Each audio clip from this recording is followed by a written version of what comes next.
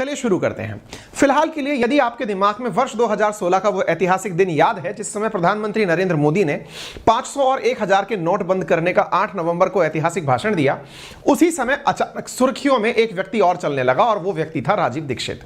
राजीव दीक्षित जिनकी मौत वर्ष 2010 में हो चुकी है, लेकिन 2016 में इनका नाम क्यों आया, तो पॉइंट निकल कर आया कि इन्होंने कभी इस प्रकार की डिमांड की थी लोगों से सार्वजनिक रूप से कि यदि सरकारें करप्शन रोकना चाहती हैं तो उन्हें सबसे पहले जो बंद करना चाहिए वो है 500 और 1000 का नोट। जब इनकी यह डिमांड सार्वजनिक रूप से पुराने वीडियोस के माध्यम से निकलकर आने लगी तो लोगों के मन में क्यूरियोसिटी जागने लगी कि यह व्यक्ति है कौन जिसने इतने साल पहले सरकारों से डिमांड की थी कि करप्शन रोकना है तो 500 और 1000 का नोट हटा दीजिए, और सरकार ने उसे हटा भी दिया। ऐसी स्थिति में कुछ और बयान इनके सोशल मीडिया पर वायरल होने लगे। उन वायरल दावों में यह कहा जाने लगा कि ये दुनिया के अंदर ये बात करते आते हैं कि भारत के अंदर जो सबसे बड़ी गलती हुई है वो है लिबरलाइजेशन, प्राइवेटाइजेशन और ग्लोबलाइजेशन। यदि सरकारें इन्हें नहीं मानती तो आज देश की स्थिति बहुत अच्छी होती। इनका कहना था कि देश का 80% टैक्स रेवेन्यू नेताओं और ऑफिसर्स के खाते में जाता है। इन्होंने बहुत सारे ऐसे दावे किए जिनमें से एक दावा यह था कि ये कुछ ऐसी रिसर्च कर रहे थे अपनी एकेडमिक्स के अंदर जिसे लेने के लिए जर्मनी के द्वारा अरबों रुपया इनको ऑफर किया गया था। हालांकि इन सब तथ्यों के बारे में पुष्टि जब ये वायरल हुए उसके बाद होना शुरू हुई, चूंकि ये स्वयं नहीं बचे थे तो इनके तथ्यों को भी लोगों ने अपनी तरह से तोड़ मरोड़ के पेश किया है। हम आपके सामने सारे रेफरेंसेस रखेंगे ताकि आप जब चाहें तब उन्हें तलाश सकते हैं। इन्हीं के कुछ बयानों में कुछ रोचक बयान ऐसे भी थे कि अमिताभ बच्चन ने अपने द्वारा पेप्सी पीना इसलिए बंद कर दिया क्योंकि उनके आंखें खराब हो गई थी, इसलिए उन्होंने विज्ञापन कराना बंद कर दिया। एक ऐसा ही इनका एक बयान और ज्यादा सार्वजनिक हुआ और वो ये था कि हेमा मालिनी खुद चेहरे के ऊपर बेसन लगाती हैं लेकिन लोगों से कहती हैं कि वो कोई ना कोई क्रीम लगाएं या फिर लक्स साबुन से अपना मुंह धोएं। वो लोगों को नहीं बताती हैं कि हमारे स्वदेशी उत्पादों में कितनी ताकत है, अदरवाइज देश की सभी महिलाएं उनकी तरह खूबसूरत हो जाएंगी। इस तरह के चर्चित बयान इन्हें आज भी घरों के अंदर सोशल मीडिया, फेसबुक, व्हाट्सएप या फिर यूट्यूब के ऊपर बहुत ज्यादा आज भी इन्हें फेमस किए हुए हैं और लोग इनके नाम से तरह तरह का सोशल मीडिया अकाउंट प्ले करते हैं, चलाते हैं। यानी एक तरह से ये वो वाली बात हो गई जैसे कोई भी शेर और शायरी लिखो और उसके पीछे गालिब का नाम ऐड कर दो, बिल्कुल वैसे ही आपके मन में कोई क्रांतिकारी विचार आ रहा हो, नाम के पीछे राजीव दीक्षित लगा दो तो लगता है कि ये ऑथेंटिकेट हो गया है। कुछ वैसा ही इनके साथ फिलहाल चल रहा है। तस्वीरों में आप चाहें तो इन्हें एक बार के लिए देख सकते हैं। इनके बारे में जो प्राप्त जानकारी इंटरनेट पर है, आपने पढ़ाई बीटेक की इलाहाबाद से, एमटेक किया आईआईटी कानपुर से और रिसर्च इन्होंने सीएसआईआर लैब से किया। और साथ में यह भी जानकारी है कि इन्हें मैक्स प्लैंक इंस्टीट्यूट जो जर्मनी है वहां से रिसर्च के लिए ऑफर भी मिला था या फिर इनकी रिसर्च को परचेज करने के लिए ऑफर भी मिला था। ये बातें इनके द्वारा, मतलब ये वही वाली बात मैं अगेन बार बार दोहरा इसलिए रहा हूं क्योंकि आने वाले समय में मैं आपके सामने बहुत सारी ऐसी बातें रखूंगा जिनमें संभव है कि कुछ बातों से आप संभवतः सहमत ना हो, लेकिन फिर भी आप सुन इसलिए रहे हो कि आप सुना रहे हैं। तो मैं पहले ही बता दूं, मैं सुना नहीं रहा हूं, मैं उपलब्ध जानकारी को आपको बता रहा हूं क्योंकि बहुत से लोगों की डिमांड थी आप इनके बारे में कंटेंट इकट्ठा करके अपनी रिसर्च टीम के माध्यम से हम तक उपलब्ध कराइए। तो हमने केवल वही प्रयास किया है, लेकिन फिर भी आपके पास जो भी जानकारी साझा कर रहे हैं उन सबके लिंक हमने कमेंट बॉक्स में पिन कर दिए हैं, कंटेंट बॉक्स में पिन कर दिए। बार बार कमेंट बॉक्स बोल दे रहा हूं, आप वहां जाकर के उन्हें देख सकते हैं। कहा जाता है कि राजीव दीक्षित जो हैं वो आयुर्वेद और योग के बहुत अच्छे ज्ञाता थे, स्वदेशी के हिमायती थे, देश में बनी वस्तुओं को बढ़ावा देते थे। और इन्हीं कारण से इनके ऊपर एक और कहानी लिखी जाती है और वो ये है कि बाबा रामदेव जिन्होंने भी स्वदेशी आंदोलन चलाया और योग को लेकर के लोगों को जागृत किया, जो आज एक बहुत बड़े बिजनेसमैन बन चुके हैं, उन्हें इनके साथ कुछ पर्सनल ग्रीवांसेस थे। यही कारण है कि बाबा रामदेव ने हो सकता है कि इनकी हत्या करवा दी हो। यह भी एक थ्योरी है जो मार्केट के अंदर प्ले की जाती है, लेकिन इस बारे में रामदेव जी का क्या बयान है वो भी हम आपको जरूर बताएंगे। तो इस प्रकार से एक व्यक्ति जिसके बारे में आज जिक्र होने जा रहा है, इसका थोड़ा सा इतिहास जानते हैं। 30 नवंबर 1967 में यूपी के अलीगढ़ के राधेश्याम दीक्षित और मिथिलेश कुमारी के घर में एक बच्चा पैदा होता है जिनका नाम राजीव होता है। शुरुआती पढ़ाई इन्होंने अपने मतलब जो आसपास की स्कूल थी वहीं से की और इसके बारे में कहा जाता है कि इन्होंने इलाहाबाद से जाकर बीटेक किया और आईआईटी कानपुर से जाकर इन्होंने एमटेक किया। हालांकि अगेन मैं बार बार बोल रहा हूं, इस डिग्री को लेकर के भी काफी सारे विवाद हैं, मैं वो भी आपके साथ साझा करूंगा, ठीक है। इसके साथ साथ इन्होंने अपने बारे में यही कहा कि इन्हें केवल एक ही धर्म निभाना था अपने जीवन को लेकर और वो था राष्ट्र सेवा, और इसी के लिए ये लोग आगे निकल पड़े। एक चीज मैं यहां पर आप सबके सामने ऐड कर देना चाहता हूं, जब भी आप किसी अच्छे इंस्टीट्यूट से डिग्री लेते हैं तो आपके मन में उस इंस्टीट्यूट के बारे में श्रद्धा उत्पन्न होती है। चूंकि मेरा खुद का कॉलेज IIT कानपुर रहा है और मैं वहां के बारे में बहुत अच्छे से जानता हूं। एक बहुत अच्छी चीज जो हम लोग वहां से सीखते हैं वो ये है कि आपको एकेडमिक्स के अंदर हर तरह के प्रयास करवाए जाते हैं ताकि आप कभी भविष्य में जॉब करने जाएं तो आपको वहां से बहुत अच्छे ऑप्शंस मिल सकें। ऐसा ही एक ऑप्शन मैं आज आपके साथ में साझा कर रहा हूं, लेकिन उससे पहले मैं एक चीज आपको यहां पर बता दूं कि ये जो दावा हमने आपके साथ साझा किया है कि इन्होंने IIT कानपुर से MTech किया था, इसके बारे में एक न्यूज मीडिया में यह भी है कि वर्ष 2015 में किसी व्यक्ति ने RTI का हवाला देकर के राइट टू इंफॉर्मेशन एक्ट के माध्यम से IIT कानपुर से जानकारी ली थी कि क्या इस नाम से कोई व्यक्ति है जिसने आपके यहां से पढ़ाई की। तो यहां पर IIT कानपुर की तरफ से आया हुआ रिप्लाई है जिसमें मेंशन किया हुआ है कि इस तरह का कोई भी व्यक्ति इनके यहां पर कभी नहीं पढ़ा था। हम इस दावे के लिए आपके सामने ये नहीं कहते कि हमने RTI खुद ने देख ली है, हम यहां पर आपको केवल ये दिखाना चाहते हैं कि Rajiv Dixit does not appear in the list of pass out. ये एक RTI है जो अवेलेबल है और एक और RTI सेम नाम के साथ में और अवेलेबल है जिसमें भी इसी तरह का एक मेंशन किया गया है। आप इसे देख सकते हैं, यहां पर सेम इसी प्रकार की एक RTI अवेलेबल है जिसमें यह बात लिखी हुई है कि Rajiv Dixit appears in the list of pass out student. यानी दो प्रकार की RTI नेट पर उपलब्ध है। मैंने RTI डाली नहीं है, I am not a media agency जिसने कि इस चीज की पुख्ती जानकारी ली हो। मैंने आपके सामने बता दिया कि लोगों के बीच में यह विवाद है। विवाद यह है, कुछ लोग कहते हैं कि IIT कानपुर से पढ़े थे, कुछ लोग कहते हैं नहीं पढ़े थे, और दोनों ही दावे आपके सामने उपलब्ध हैं। इसलिए मैंने आपके सामने शुरुआत में ही रख दिए हैं।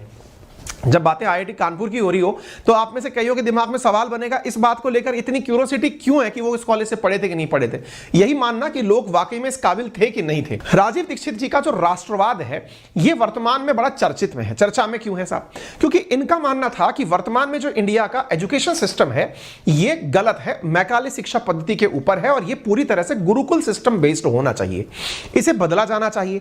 इसी कारण से ये हर चीज के दोष में 1991 में हुए इंडिया के अंदर लिबरलाइजेशन, प्राइवेटाइजेशन और ग्लोबलाइजेशन का विरोध करते थे। इनका मानना था कि देश के अंदर जितने भी प्रकार के कार्य हो रहे हैं वो सब अंग्रेजों के द्वारा या तो प्लांटेड है या आज जब अंग्रेज नहीं है तो अमेरिका उन कामों को करा रहा है। उदाहरण के लिए 1984 में जब भोपाल गैस त्रासदी हुई तो इनका मानना था कि भोपाल गैस त्रासदी और कुछ नहीं बल्कि अमेरिका के द्वारा यूनियन कार्बाइड नामक फैक्ट्री से किया गया एक प्रयोग था कि क्या गैस के हमले से लोगों को मारा जा सकता है, और यही हुआ भी। और इसी कारण से इन्होंने भोपाल गैस त्रासदी के बाद सबसे बड़ा जो अपना नाम प्रचार में लिया वो यही था कि इस त्रासदी के लिए जो जिम्मेदार लोग थे उनको सजा दिलाने के लिए इन्होंने अनवरत लंबे समय तक आंदोलन किया। यही कारण है कि पूरे देश के अंदर अपने आंदोलन के कारण ये चर्चा में आ गए और उसी के बाद ये देश भर के अंदर विभिन्न व्याख्यानों में उस चर्चा को सब जगह साझा करते हुए सुने गए।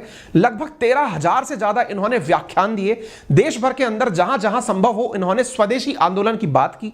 इन्होंने विदेशी कंपनियों को देश से भगाए जाने के लिए, उन्हें देश से बाहर का रास्ता दिखाने के लिए लोगों में अवेयरनेस फैलाई। कहा जाता है कि ये जिन सम्मेलनों में जाया करते थे उन सम्मेलनों में लोगों को कौन कंपनी स्वदेशी है कौन कंपनी विदेशी है इसके पर्चे बंटवाया करते थे। इनका एक बहुत शानदार दावा फेमस है जिसमें ये कहते हैं कि जो हिंदुस्तान लीवर के नाम से कंपनी आज देखते हैं, हिंदुस्तान यूनिलीवर नाम से जो आप कंपनी देखते हैं, असल में वो यूनिलीवर लिमिटेड थी, लेकिन चूंकि उसमें लोगों को यह फीलिंग आए कि ये हिंदुस्तान की कंपनी है इसलिए इनके आंदोलन से प्रेरित होकर के उस कंपनी ने अपने नाम के आगे हिंदुस्तान शब्द जोड़ दिया, जबकि वो एक विदेशी कंपनी है। तो इन्होंने लोगों में बाकायदा ये अवेयरनेस फैलाई कि जो स्वदेशी कार्यक्रम है इसको बहुत पहचानने की जरूरत है, क्योंकि बहुत सी कंपनियां हमारे देश के माल को लूट के ले जा रही हैं और हमारी टेक्नोलॉजी को नीम पुदीना मिलाकर चटा रही हैं।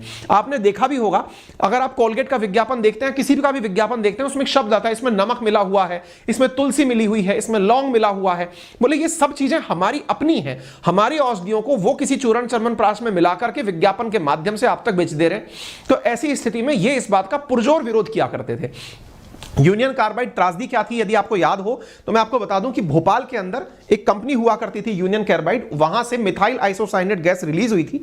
सरकारी आंकड़ों के मुताबिक यहां से 3787 लोगों की मौत हो गई थी गैस लीक होने से और 5.5 लाख से अधिक लोग प्रभावित हुए थे।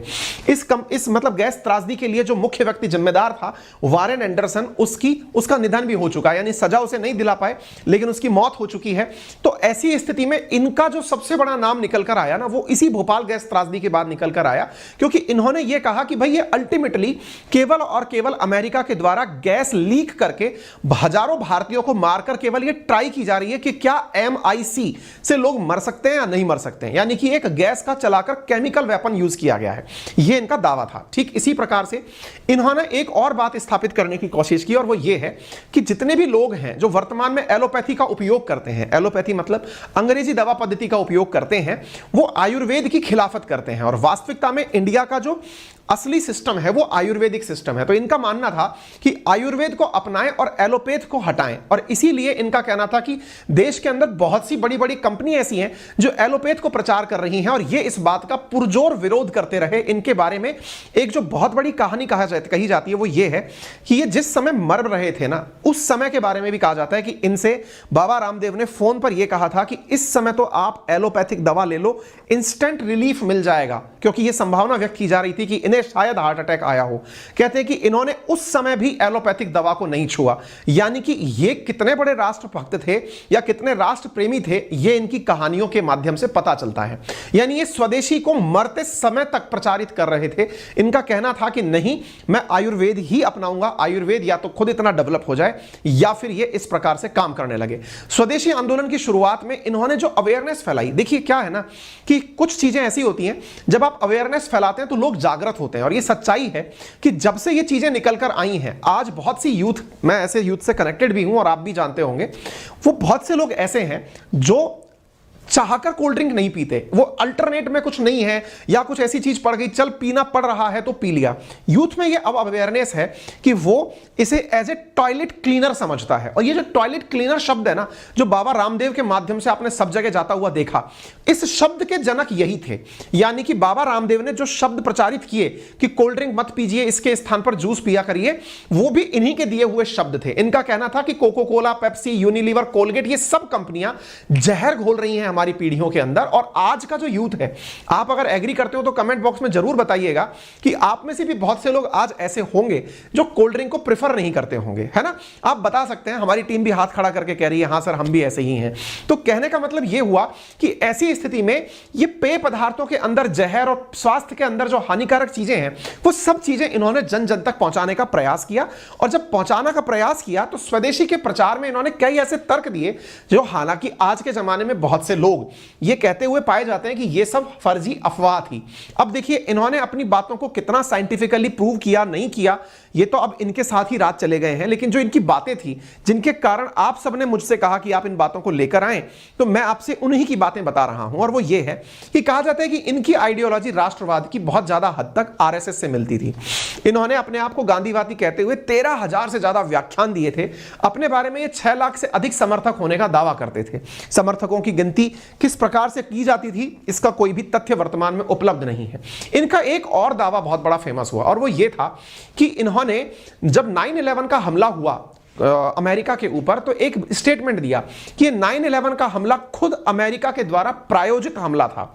और इस बात को अमेरिका में लोन लेंटर सोसाइटी ने भी उठाया, और अमेरिका खुद इस बात को बोलता था, मतलब ये राजीव दीक्षित जी इस बात को बोला करते थे कि ये हमला इसलिए किया गया था ताकि अमेरिका दुनिया में अपनी धाक स्थापित कर सके, एक ऐसे देश को मिटाने के लिए जो कि अफगानिस्तान जैसा देश है जिसके पास कोई असलहा नहीं है, उसको मिटाने के लिए वो अपनी सारी युद्ध शक्ति का प्रयोग कर सके और उसे देखकर दुनिया भर के लोग अमेरिका से वेपन परचेज कर सकें। और वास्तविकता यह है भी कि अमेरिका के द्वारा दुनिया भर में जो युद्ध किए जाते हैं उसमें कहीं ना कहीं वो अपने हथियारों का ही डेमो दे रहा होता है, और उसी आधार पर लोग अपने, जैसे अभी रिसेंटली आपने देखा होगा तुर्की के द्वारा जो यूक्रेन के अंदर अपना बायरक्तार ड्रोन यूज लिया गया, उसके बाद उस कंपनी के पास 3 साल के मतलब ऑर्डर्स ऑलरेडी दिए जा चुके हैं। तो युद्ध के अंदर जो वेपन ज्यादा कामयाब होते हैं उनको लोग खरीदने के लिए लाइन में लगे होते हैं। राजीव दीक्षित जी उस समय इस बात को बोला करते थे कि ये अमेरिका की एक सोची समझी साजिश है।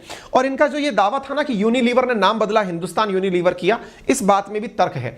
कुछ लोग दावा करते हैं, हालांकि न्यूज में ये उपलब्ध है, इनका कहना था कि एक बार के लिए ममता बनर्जी ने आज वाजपेयी जी को यह धमकी दे दी थी कि मैं समर्थन वापस ले लूंगी यदि आपने बंगाल के अंदर बीफ बैन कर दिया। कुछ राजनीति से बहुत जबरदस्त इनके मतलब बयान वायरल हैं। जैसे इनका कहना था कि नेस्ले कंपनी के प्रोडक्ट जो मैगी है उसमें सुअर के मांस का रस मिलाया जाता है और उसकी चर्बी का उपयोग होता है, क्योंकि आप में से बहुत सारे लोग जानते होंगे कि मैगी में जो विशेष प्रकार का स्वाद आता है, इस स्वाद के लिए आज तक कोई भी कंपनी उनके उस सीक्रेट फॉर्मूले को नहीं जान पाई है। और इस बात को लेकर इनका तर्क था कि वो इसलिए नहीं बताते क्योंकि पता चल जाएगा तो लोग विद्रोह कर देंगे। यही कारण है कि एक बार सरकार ने उसमें मिले हुए पदार्थ के ऊपर एक बार मैगी के ऊपर रोक भी लगाई थी। वर्ष 2016 या 17 की बात है और मैगी के सारे सैंपल इंडिया से वापस हुए थे। उसमें कुछ अतिरिक्त मात्रा के अंदर केमिकल्स मिले हुए पाए गए थे। ठीक है, ऐसे ही ये एक व्याख्यान में दावा करते हैं कि एक बार धर्मेंद्र जी के कहने पर ये महाराष्ट्र गए, एक व्याख्यान दे रहे थे। इनकी मुलाकात हेमा मालिनी जी से हुई और इन्होंने पूछा कि मैडम आप इतनी खूबसूरत या गोरी क्यों है? तो इन्होंने कहा कि देखिए मैं लक्स नहीं लगाती हूं,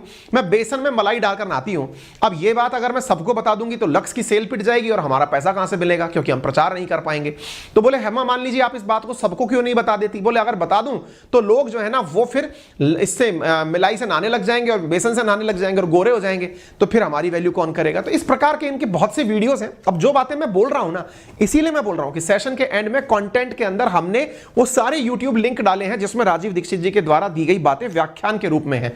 आपका कंटेंट आज देखना बहुत जरूरी होगा, आप जाकर के उस लिंक को जरूर क्लिक करके सुन भी लीजिएगा। ठीक है, स्वदेशी के प्रचार में इनका कहना था कि गाय के गोबर से बने साबुन से अगर कोई नहाएगा तो 10 मिनट बाद शरीर के अंदर से खुशबू आना शुरू हो जाती है। इस प्रकार से ये चीजें जो है लोगों को प्रेरित किया करते थे। इनके द्वारा कहना यह भी था कि अमेरिका खुद चाहता है कि वो जम्मू कश्मीर को कैप्चर कर ले और यही कारण है कि वो पाकिस्तान को पैसा देता है।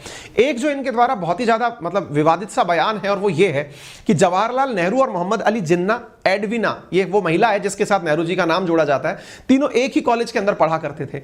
एडविना से दोनों लगे हुए थे, ऐसा के द्वारा वीडियो में कहा गया है।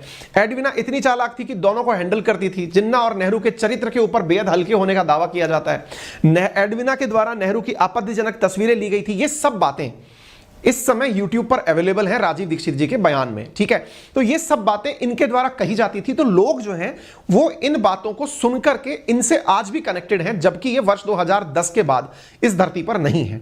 राजीव दीक्षित जी का कहना था कि भारत में जो प्रधानमंत्री मनमोहन सिंह हैं ये अमेरिका के द्वारा बिठाए गए USA के एजेंट हैं और उस एजेंट के पीछे का बड़ा तर्क ये था कि जो भारत से श्रीलंका के बीच में जो समुद्र सेतु मतलब हमारा राम सेतु बना हुआ है उसको तोड़वाने के लिए अमेरिका ने इसलिए पैसा दिया क्योंकि उसके नीचे बड़ी मात्रा में मिनरल्स हैं।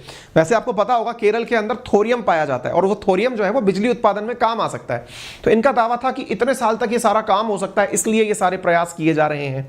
ये सब बातें भी निकल कर आई। अब रामदेव जी के साथ जुड़ा हुआ भी तर्क जान लीजिए।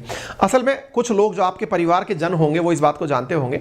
टीवी पर एक चैनल आता है जिसमें इसका नाम है आस्था और एक का नाम है संस्कार। आस्था और संस्कार चैनल पर आपको सामान्यतः रामदेव साहब दिखाई देते हैं। रामदेव जी और उनके साथ में ये तस्वीर इनकी है राजीव दीक्षित जी की, जो एक साथ मंच साझा किया करते थे। कहते हैं कि वर्ष 2009 में रामदेव जी से इनकी मुलाकात हुई। किनकी? राजीव दीक्षित जी की। और इन दोनों ने मिलकर के आपस में काफी सारे मसलों पर एक साथ अपनी राय दुनिया से साझा करना शुरू किया। बाबा रामदेव इनकी बातों से काफी प्रभावित हुए। बाबा रामदेव उस समय योगा का प्रचार करते थे, ये स्वदेशी का प्रचार करते थे। तो स्वदेशी और बाबा रामदेव का योगा दोनों मिल गए। आज भी आप देख सकते हैं कि बाबा रामदेव जो इतने बड़े व्यापारी बन गए हैं उसमें उन्होंने योगा नहीं बेचा है, योगा के माध्यम से स्वदेशी प्रोडक्ट बेचे हैं। चाहे फिर वो पतंजलि के द्वारा बेचा गया आटा हो, चाहे पतंजलि के द्वारा भेजा गया पेस्ट हो या फिर जीन्स हो, जो भी आज पतंजलि का आइटम आता है वो असल में स्वदेशी उत्पाद के नाम से बिकता है। तो जो स्वदेशी का आइडिया है ना वो बाबा रामदेव को राजीव दीक्षित से मिला था। अब ये आइडिया मिला था तो स्वाभाविक है कि बाबा रामदेव तो केवल योगा बेचते रह जाते, राजीव दीक्षित ही थे जो स्वदेशी प्रोडक्ट बेचते। तो ऐसी स्थिति में बाबा रामदेव को जो सबसे बड़ा कंपटीशन लगा कि यार योगा मैं कराता हूं, प्रोडक्ट ये बेचेगा, ऐसी स्थिति में इन दोनों के बीच में कंफ्लिक्ट या मतभेद हुआ। तो कहा जाता है कि बाबा रामदेव को इनसे अड़चन होने लगी और इसी कारण से इनकी हत्या करवा दी गई। हालांकि इसके बारे में कोई भी सत्य या सबूत अब तक उपलब्ध कहीं भी नहीं है। लोगों के दावे हैं जो उपलब्ध हैं, उसी में से एक दावा हम आपके साथ साझा कर रहे हैं। इन्होंने कहा कि इन दोनों ने मिलकर भारत स्वाभिमान आंदोलन शुरू किया, लोगों के अंदर 100% मतदान के लिए उन्हें प्रेरित किया जाए, विश्व को शक्ति बनाया जाए, स्वदेशी बनाए, ये सब बातें इन्होंने आपस में बात करना शुरू की। बोले एक ऐसी पार्टी लेकर आएंगे जो पूरी तरह से मतलब युवाओं को ध्यान देगी। ये सब बातें इनके द्वारा की जाती थी। दोनों के कंबाइंड प्रोग्राम एक साथ टेलीकास्ट होते थे। कुछ समर्थकों का दावा है कि रामदेव जो है वो राजीव की लोकप्रियता से काफी ज्यादा चिढ़ते थे। इसी कारण से राजीव की लोकप्रियता से घबराकर उन्होंने 30 नवंबर 2010 को राजीव दीक्षित की हत्या करवा दी। अब यह हत्या के पीछे फिर से अगेन बोल रहा हूं, कोई केस नहीं है, कहीं कोई केस चल नहीं रहा है, लेकिन लोगों का जो मानना है एक बार के लिए आप उसे सुन लीजिए। कहा यह जाता है कि राजीव जो हैं वो छत्तीसगढ़ के दौरे पर थे और उन्होंने अलग अलग जगह व्याख्यान देने का समय निर्धारित किया हुआ था। 26 नवंबर से 29 नवंबर तक उन्हें अलग अलग जगह पर व्याख्यान देने थे। 30 को वो भिलाई पहुंचे थे। उनकी तबीयत वहां पर खराब होनी शुरू हुई। वहां पर दुर्ग जाने के दौरान कार में उनकी हालत बहुत ज्यादा खराब हो गई। उन्हें दुर्ग में रोका गया। दिल का दौरा पड़ने पर उन्हें भिलाई के सरकारी अस्पताल में भर्ती कराया गया और फिर वहां से अपोलो BSR हॉस्पिटल शिफ्ट किया गया, जहां डॉक्टरों ने उन्हें डेड डिक्लेयर कर दिया। अब इस बात में क्या तर्क है? असल में एक फोटो बहुत ज्यादा वायरल होती है। हम भी बताते हैं कि हमने कहां से ली है। यूट्यूब पर कोई अश्विनी सोनी नाम का व्यक्ति है, उसके द्वारा यह तस्वीर साझा की गई है। अगेन हम इसको क्लेम नहीं करते कि यह तस्वीर सही है या गलत है। हमको जो उपलब्ध सामग्री है वो पूरी सोशल मीडिया से है। तो यह जो तस्वीर है इसमें राजीव दीक्षित जी बड़े ही काले और नीले दिखाई पड़ रहे हैं। लोगों का दावा यह है कि जब यह व्यक्ति मतलब डिक्लेयर हुआ, डेथ हुई इसकी, तो इनका पोस्टमार्टम क्यों नहीं कराया गया? यानी पोस्टमार्टम के पीछे की कहानी बाहर क्यों नहीं निकली? हो सकता है कि इन्हें कोई ऐसा जहर दिया गया हो या लॉन्ग टर्म से इनके शरीर में ऐसी कोई चीज डाली गई हो जिससे इनकी मौत हुई हो। अब इसके पीछे का दूसरा तर्क क्या है?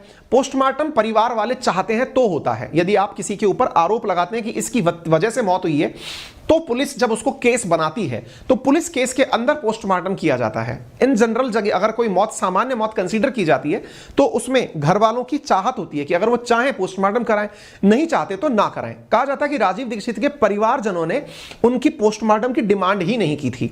लेकिन फिर से जो राजीव दीक्षित जी के चाहने वाले हैं उनका क्या कहना है? उनका कहना है कि राजीव के साथ जो मौजूदा लोग और डॉक्टर्स हैं वो कहते हैं कि वो लगातार एलोपैथी की दवा लेने से इनकार कर रहे थे। बाबा पर आरोप लगता है कि रामदेव ने इनसे बात की थी उस समय पर जब इनकी तबीयत खराब हो रही थी। तो रामदेव ने इनसे कहा कि आप दवा क्यों नहीं ले लेते? तो कहते हैं कि राजीव ने उस समय मना कर दिया कि मैं एलोपैथी की दवा नहीं लूंगा और आखिरकार फिर वहीं की वहीं सारी बातें रह गई। समर्थकों का कहना है कि उस रोज जब राजीव का शव बैंगनी और नीला पड़ गया, उनकी स्किन उधड़ी हुई लग रही थी, नाक के आसपास काले नीले रंग के खून के धब्बे जमा हो गए थे, वहां पर मौजूद लोगों को शक हुआ कि यह स्वाभाविक मौत नहीं हत्या हो सकती है। तो फिर इसकी पोस्टमार्टम क्यों नहीं हुआ? अच्छा, एक चीज और कही जाती है और वो ये है कि इनकी डेड बॉडी को उठा करके हरिद्वार बाबा के आश्रम में क्यों ले जाया गया? यानी कि इनकी बॉडी को वर्धा ले जाने की जगह पर हरिद्वार में रामदेव के पतंजलि आश्रम क्यों ले जाया गया? ये सवाल लोग पूछते हैं। अच्छा, इस सवाल के पीछे बहुत ज्यादा सवाल क्यों उठते हैं? असल में किताब 2017 के अंदर प्रकाशित हुई जिसका नाम था गॉड मैन टू टाइकून के नाम से किस पुस्तक प्रकाशित हुई? प्रियंका पाठक और नारायण की। इस पुस्तक में इस बात का बहुत ज्यादा जिक्र किया गया।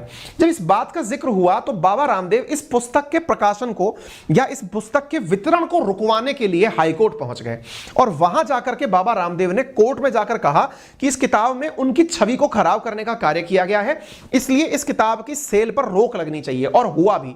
ये हाईकोर्ट पहुंचते हैं। दिल्ली हाईकोर्ट जो है वो इनकी इस किताब की सेल को रुकवा देती है। तो लोगों के अंदर और शक गहरा गया कि भाई बाबा रामदेव अपने ऊपर लगे हुए आरोपों को रुकवाने कोर्ट तक चला गया। तो ऐसी स्थिति में बाबा के ऊपर राजीव दीक्षित का नाम काफी ज्यादा मतलब कनेक्ट होने लगा। तो ये जो चीजें हैं मार्केट में, अब देखिए इंसान चला गया, उसके पीछे की बातें रह गई हैं। अब बाकी आप क्या मानते हैं, आप क्या जानते हैं, वो आप हमें कमेंट बॉक्स में बता सकते हैं। अगेन हम आपसे क्या बोल रहे हैं, इनमें से कोई भी कंटेंट हमारा अपना ओरिजिनल नहीं है, ना ही किसी ऑथेंटिक न्यूज चैनल का है। सोशल मीडिया पर या तो राजीव दीक्षित जी के खुद के बयान है जो हमने आपके सामने लिए, या फिर लोगों के द्वारा साझा की गई जानकारी है। आपकी अपनी जो राय है वो आप हमें अपनी तरह से बता सकते हैं।